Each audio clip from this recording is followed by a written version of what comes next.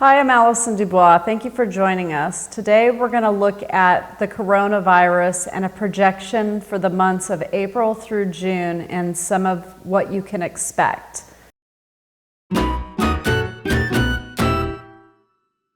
So Tom, take it away. No, take it away.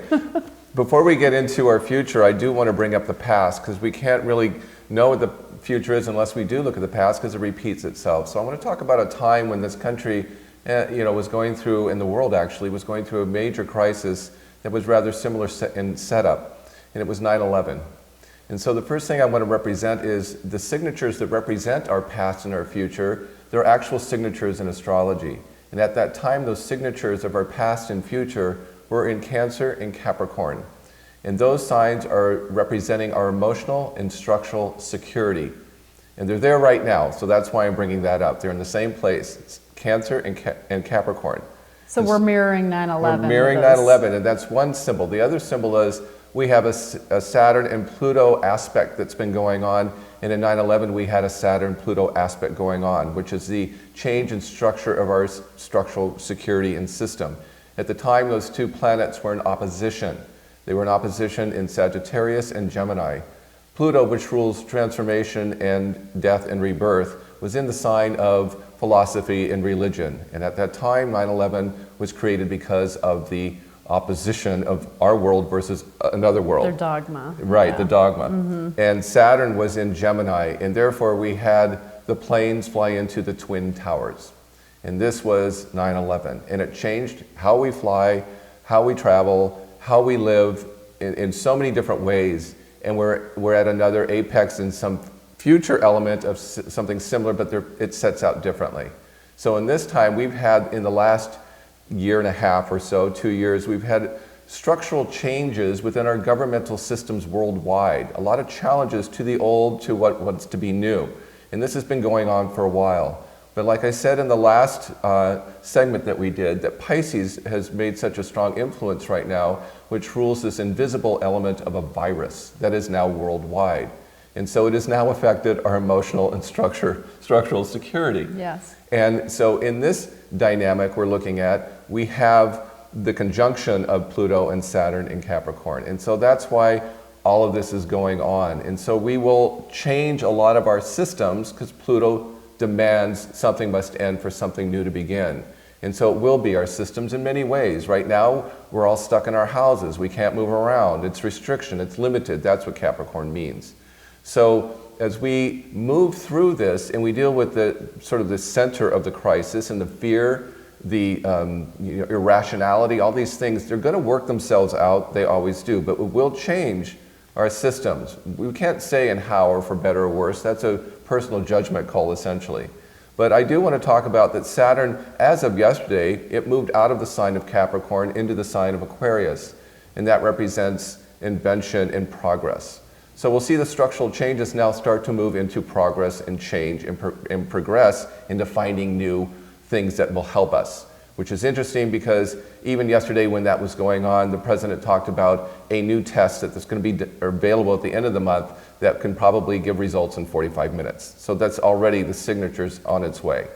Okay, so Saturn will be moving a little bit away from this, and a new planet that's been coming up to Pluto is now taking over, and that's the planet of Jupiter, which rules Sagittarius, religion, philosophy, societal norms, expectations, these things, and it's now going to go through a change at this time. And again, it rules travel, so all of a sudden our travel industry has been sort of collapsed again. Well, and because we had to put off some of our events, we took a look to see when Jupiter was going to leave Capricorn. Right.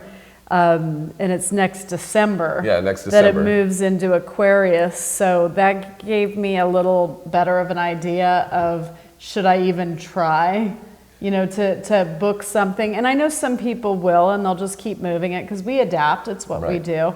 But I got to tell you, I'm not a big fan of Jupiter and Capricorn. Well, they don't belong together naturally because Capricorn's restriction, as I said before, Jupiter represents the opposite of expansion.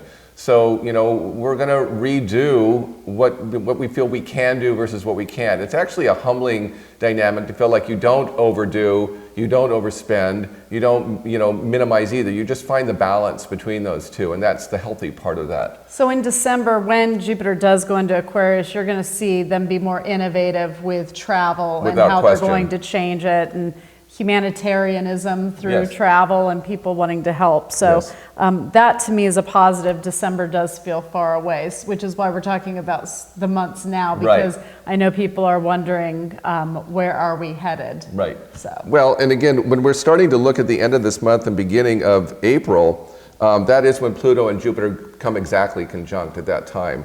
And so, this is we get April, June, and November is when it will always be in that exact position when they're right together. So those are the highlight months of April, June, and November. And then again in December, it moves out of the sign. And then, at the same time, we have Saturn and Mars in Aquarius at the beginning of April, which again, more new information coming, more new things that the system will find answers, because that's what Capricorn is, the system, and Aquarius is something new that hasn't been discovered yet.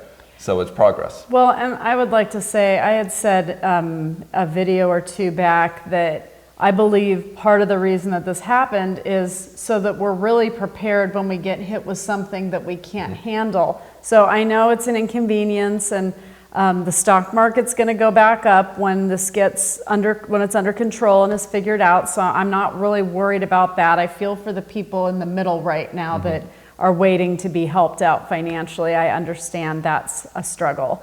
But for me, it just knowing that this is to make it so that in the future, more people will survive something that would have taken out more people than will die now, kind of makes me feel a little bit more at peace. I always see things kind of ahead of my time, Aquarius, I see in the future.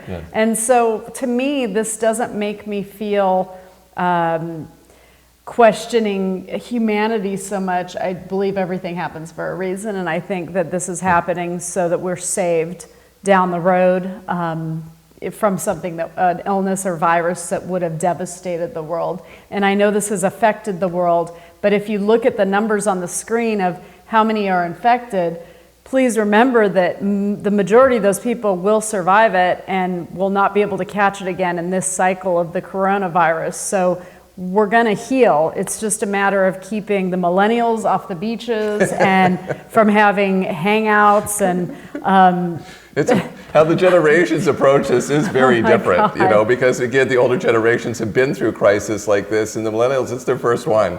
So again, watching them on Florida on the beaches, it's just we're all shaking our heads going, what are you doing? They're throwing parties, like Corona parties. It's like, okay, dum-dum, please stop doing that and go isolate yourself. We're trying to kill a virus here. It's funny, they only isolate themselves all the time on their phones, but now they're all on the beach. That's true. That's true. I did want to bring up that in the beginning of April that the Pluto-Jupiter conjunction coincides with a very favorable aspect of Venus and Taurus, which means maybe the money finally hits the people, because that's when does the money hit the people? 1st of April. Yeah, we're looking at maybe some positive news about finances, and if things come out in the next week that they're hoping will, discovery-wise, or even if the government can get their act together and get the finances to the people, it'll bring the market back up right away, and then it just will slowly build. As fast as this collapse, I really do believe it will crawl right back very quickly. You saw when we finally started coming out of the last recession how slow it was. This won't be like that. No. People want to work. There are jobs. It's not like all these people went away and there's no one to fill the jobs. They're all wanting back in. Right. So, that's going to happen. Well, and I think we have to count our blessings, because as a country, we were already strong financially going into this. If you think this is hard for us, imagine some of the other countries that have much weaker economies. So count your blessings. Right. Also, in the beginning, first week of the month, there will be an aspect that will sort of aggravate this irrationality that we have too, because Mercury in Pisces will conjoin Neptune, the ruling planet of Pisces, and so there's going to be this delusion, don't believe everything you hear, because people are going to be speaking for, whatever they're people, they want to hear, everyone's going to just listen to what they want to hear based on what they want to believe. And when does that happen? That's the first week of April. Okay, this is all first week of April. Yeah, Okay. so it's just a matter of, you just listen to the facts, don't listen to the pundits, and listen just what you need to know about what you need to do to take care of yourself. That's all you really need to know. Because the people in charge that know how to deal with, pandemics are going to be in charge. So I always worry when Pisces and Neptune come together, because this is when you get a lot of crazy. Awesome. Okay. And so I wanted to talk about May, because in May, I said about the signatures that represent our past and our future, as they have been in for the last 18 months in Cancer and Capricorn. They are moving into Gemini and Sagittarius for the next 18 months. That will change the energy completely, because now our signature is all about communication and movement.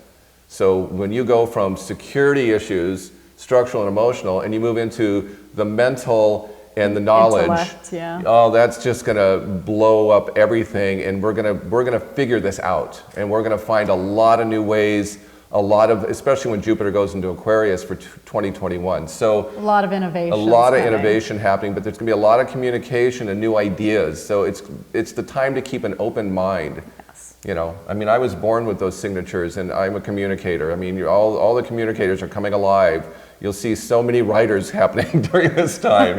And it's going to be a very good time of movement, and this is where people will start moving. In fact, one of the things I would predict, if I were predicting, people will, after this crisis, look at their living situation and realize, is this where I want to be? Yes. Yes. Yeah. Very introspective, and also what relationships are going to make it out of this. Yes. Because some relationships will not be strong enough to hold together, being locked in a house together most day and night, and especially with the children. Yeah. And then some people are going to come out of this so strong, they're like, if we can make it through that, we can do anything. And so again, you're going to see a lot of weddings and babies coming out of this. So with every hard struggle, something positive can be created from that. And I think if people focus on that and stay constructive, they're going to weather it fine. And you're going to come out and say, well, that wasn't fun, but we're okay. Human civilization's not getting erased. And we are going to be okay. There are some people that will not make it through this. And Mother Nature has a way of coming through in history, in different periods of history, to try and restore some sort of a balance.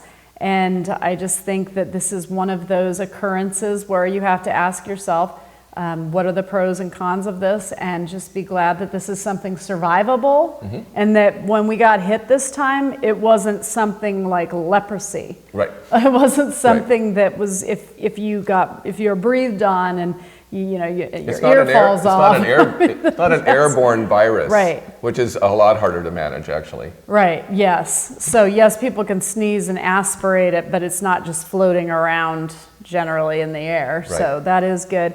And so the people that are getting it, that will heal from it, you'll see all of those numbers that are going up in the hundreds of thousands. That's what percentage of the country that survives this will be immune to it. So I like to see the positives here, and then those people can start going back to work because they've already experienced it once they've tested negative. Right. So we'll slowly start seeing people being okay to go back. Now everyone's going to want to get it, Allison, so they can go back to work. Yeah, don't go to the hospital unless you're sick and you think you might die, and that means somebody's carrying you out of your house. So don't rush down. My daughter today, she said, should I go to urgent care? And I said, no. 'Cause she might have an ear infection. I said, I think I have something for you. So just come over. But don't go there if you're not deathly ill. You stay home, quarantine. So taking us into June. Yeah, June, again, as we get into summer, and because the signature goes into Gemini and Sagittarius, I do believe we will do some more traveling and get it back together to some degree. Maybe not far. We're not going to go out of the country probably much, because the countries are going to be isolationist. Yeah, they're going to be isolationist for a while. But don't feel like you're going to be holed up like this forever. I know it's difficult. We're not used to it. And there's ways you can manage by sign. And so I can go through the signs and tell you how to manage your stay-at-home problem. Yay, let's do that. Okay. So, Tom, thank you for being here and informing us, because I know a lot of people feel very lost right now. And I know that we're supposed to be sitting 6 feet apart, but I've been quarantined for 2.5 weeks. So we feel pretty good about this. Yeah. Plus, we don't hug right now, Right. and I miss that. But thank you for caring enough about all the people out there to stop by and keep us informed. Join us next time, where Tom talks about each of the astrological signs and how they should weather the virus, how they can best weather the virus. So stay tuned.